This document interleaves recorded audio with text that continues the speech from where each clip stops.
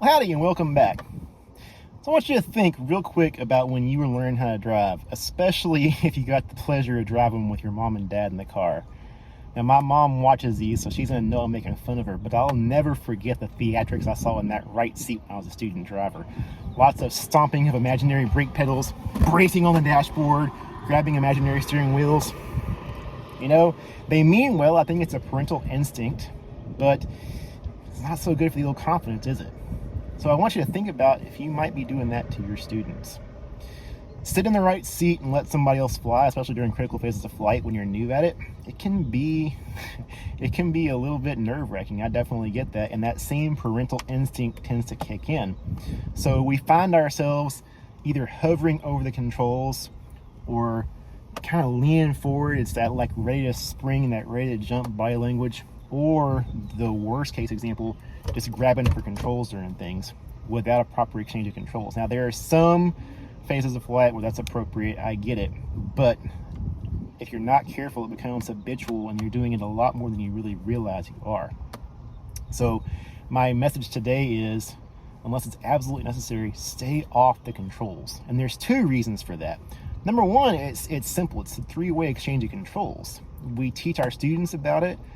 Your controls, I have the controls, your controls. We brief on it, we expect them to do it. So then if we harp on it and we act like it's a big deal, but every time they turn around, we're grabbing controls without doing it, now they think the three-way exchange of controls is just not very important, and you and I both know that it is. But the other bigger reason is that thing I was kind of joking about with my mom and driving, it really erodes their confidence.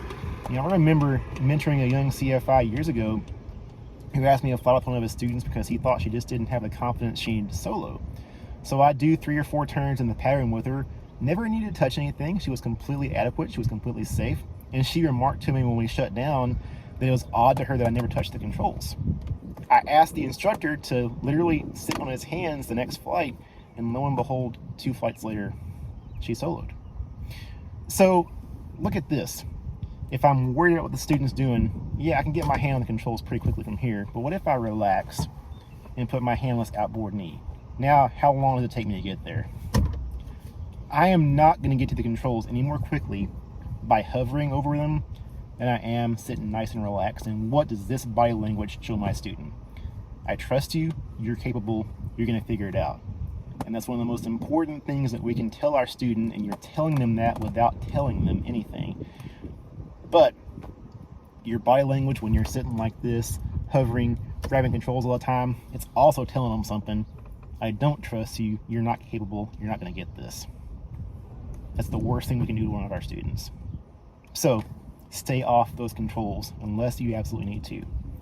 Caveat, I'm not telling you not to take the controls in a bad situation when you need to, but if you're hovering and grabbing controls, 90% of the time you shouldn't be doing it.